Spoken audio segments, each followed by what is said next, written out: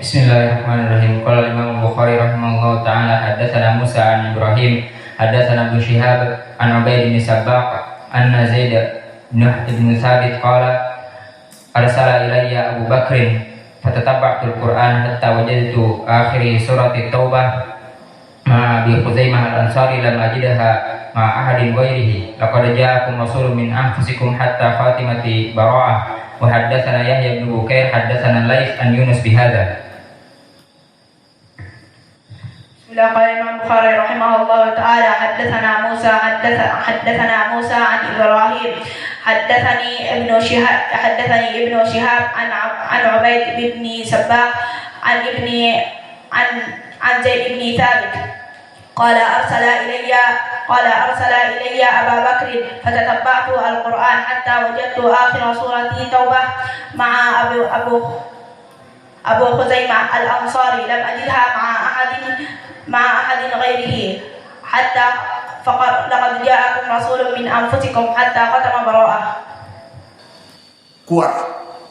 Namun barang siapa yang mengambil hadis setelah pikun, maka hadisnya menjadi dhaif.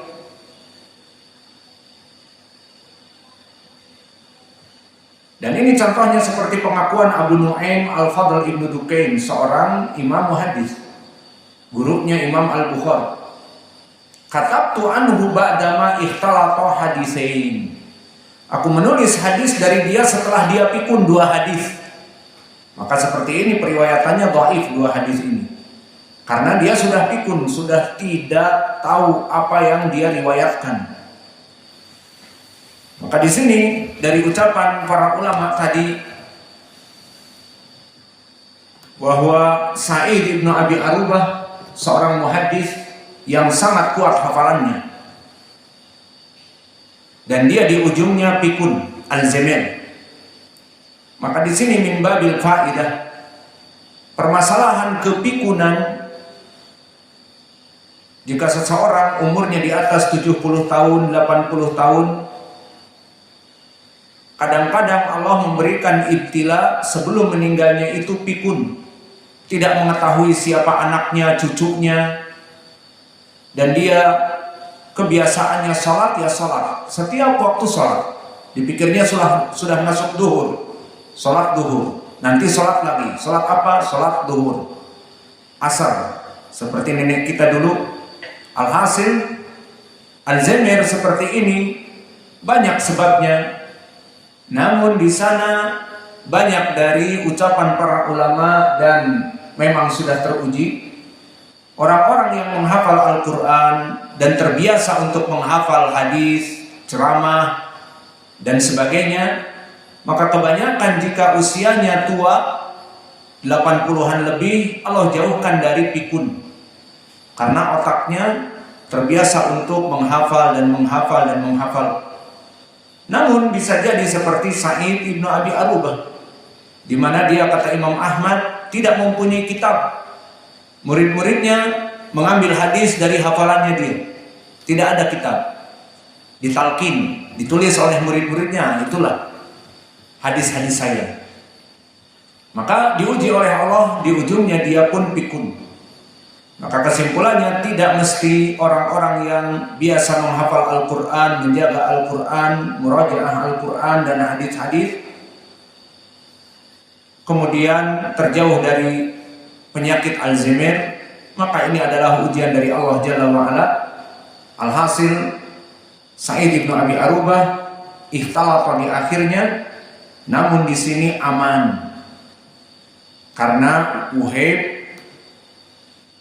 yang meriwayatkan dari Qatadah aman sebelum dari ikhtilafnya. Kemudian meriwayatkan dari Qatadah, maka Qatadah adalah gurunya Sa'id ibnu Abi Arubah, yang mana Qatadah paling banyak meriwayatkan dari beliau.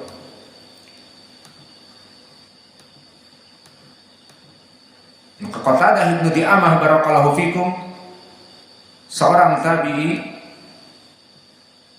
yang mana dia itu adalah di tabaqah yang keempat, maka dia adalah termasuk dari sigor tabi'in, tabi'i yang kecil. Dan keutamaan Qatadah, selain dia adalah orang yang buta, maka Allah Maha Adil.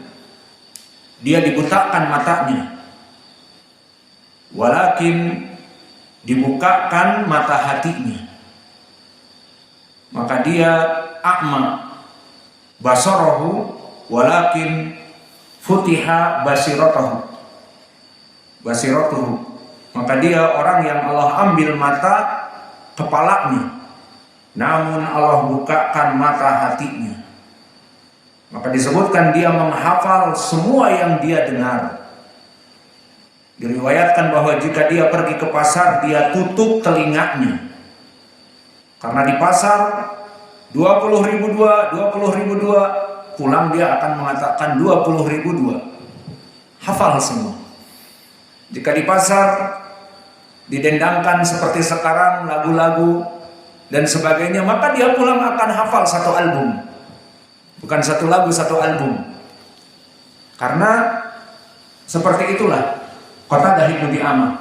Dia duduk di majelis, dia buta, maka Allah membuka harddisk hatinya, seakan-akan dimasukkan hafalannya ke hatinya, maka hafal semua yang diucapkan oleh gurunya. Dan keutamaan dari Qatadah, dia selain hafalannya kuat, dia min asbatin nas, dari sahabat Anas ibnu Malik. Maka Anas ibnu Malik seorang sahabi yang panjang umur, banyak diserap ilmunya oleh Qatadah.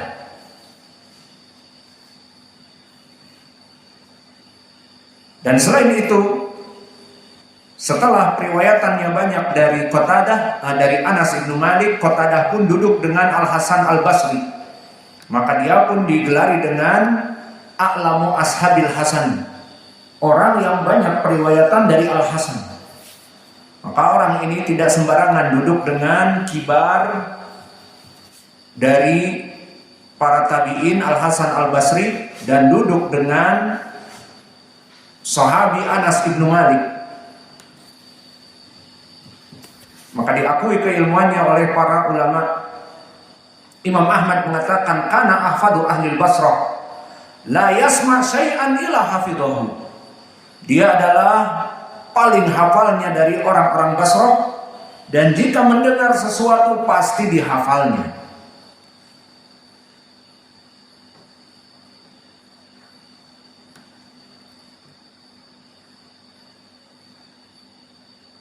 Maka ini dari Qatadah ibnu Di'amah.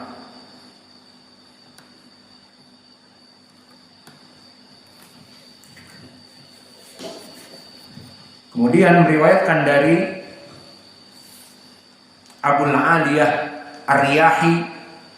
Maka nama dari Abul Aliyah adalah Rufai ibnu Mihran. Dan Rufai ibnu Mihran di sini dia tabi'i kabir, di tabaqah yang kedua. Dan tabaqah yang kedua adalah untuk para tabi'in kibar, karena Qatadah tabi'i shaghir, tabi'i yang kecil. Maka meriwayatkan dari Rufai ibnu Mihran Abul Aliyah tabi'i kabir. Dan Rufai ibnu Mihran rawi yang thiqah, telah ditautsik oleh Abu Hatim dan Abu Zur'ah, dan dithiqahkan pula oleh Ibnu Ma'in dan juga oleh Ibnu Sa'ad Al-Waqidi. Maka dia adalah rawi yang thiqah, sebagai tabi'i kabir yang meriwayatkan dari Ibnu Abbas. Adapun Ibnu Abbas ma'ruf, telah kita lalui, dia adalah sepupunya Nabi, dan dia alimnya dari para sahabat yang paling alim dari berbagai ilmu. Dan ini sesuai dengan doa Nabi kepadanya di hadis yang muttafaqun alaih, di mana Nabi Muhammad merangkul sepupunya yang membawakan air untuk beristinja setelah Nabi menyelesaikan BAB atau BAK-nya. Maka dipeluklah dan didoakan, Allahumma faqihu fid din wa alimhu ta'wil.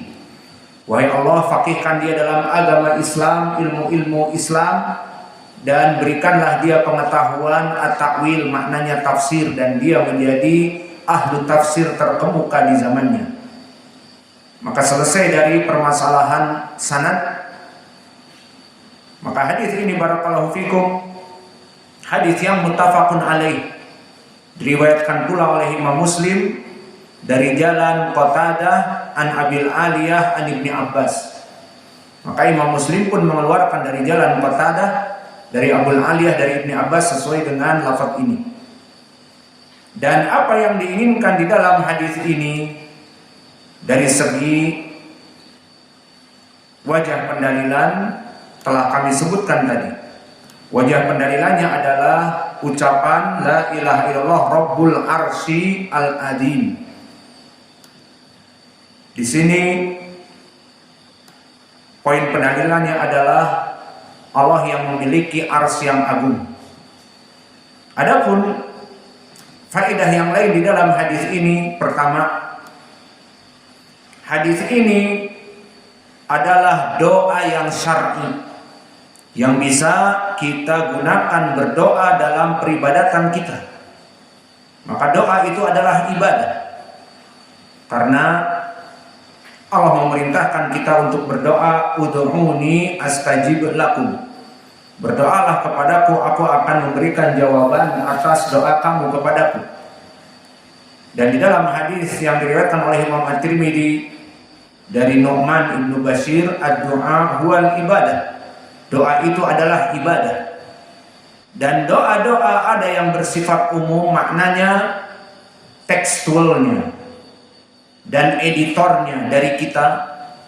Seperti para jomblo forever berdoa, Allahumma zawijni, pakai bahasa Indonesia, pakai bahasa Arab, pakai bahasa Inggris. Apa bahasa Inggrisnya? Oh Allah married me. Yang jelas pakai bahasa apa? Mau pakai bahasa Minang? Nggak tahu saya pakai bahasa Minang gimana. Boleh saja. Yang jelas di sini maknanya doa yang editornya dari kita, bersifat umum. Allah Maha mendengar, Maha tahu. Dan bisa juga editor lafadznya memang datang dari Nabi, nas seperti itu. Seperti misalnya doa Rabbana atina fid dunya hasanah wa fil akhirati hasanah wa qina adzabannar. Ataupun di dalam hadis ini. Maka hadis ini pun lafadznya telah datang nas. Lalu pertanyaannya, doa ini dipakai untuk apa? Yang lafadznya, nasnya sudah dieditorkan oleh Nabi kita, bukan dari kita, yang tinggal kita hafal dan kita berdoa padanya. Maka untuk apa? Disebutkan di hadis, anna Nabiya sallallahu alaihi wasallam kana yaqulu indal karbi. Ma makna al-karbi? Al-karbi disebutkan di dalam kamus seperti Al-Azhari di Tahdhibil Lughah, huwa al-gham alladhi ya'khudun nafs.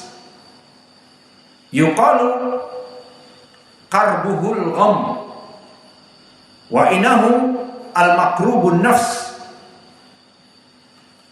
Maknanya al-karb adalah al-gham alladhi ya'khudun nafs, suatu kesempitan di dalam hati karena permasalahan yang kompleks, permasalahan dunianya atau permasalahan akhiratnya. Maka hatinya merasa sedih, hatinya merasa tidak tentram. Ini makna dari al-karb. Dan di sini bahwa Nabi Muhammad SAW kana yaqulu indal karbi. Nabi mendoakan doa ini di saat dalam keadaan sempit dada. Sebelum kita masuk kepada lafaz, disebutkan kana yaqulu indal karbi. Faedah dari segi ilmu balaghah, lafaz kana tadullu ala kathrah wuqu' dzalik. Karena menunjukkan banyak terjadi, selalu terjadi. Maka oleh sebab itu, dulu Nabi Muhammad SAW di dalam hadis ini, kana yaqulu indal karb. Nabi Muhammad SAW selalu, maknanya seperti itu, terus menerus dalam keadaan berdoa di saat Nabi ditimpa kesedihan, kemurungan yang berat di hatinya. Maka ini menunjukkan tentang bukan hanya sekali, tetapi terus menerus.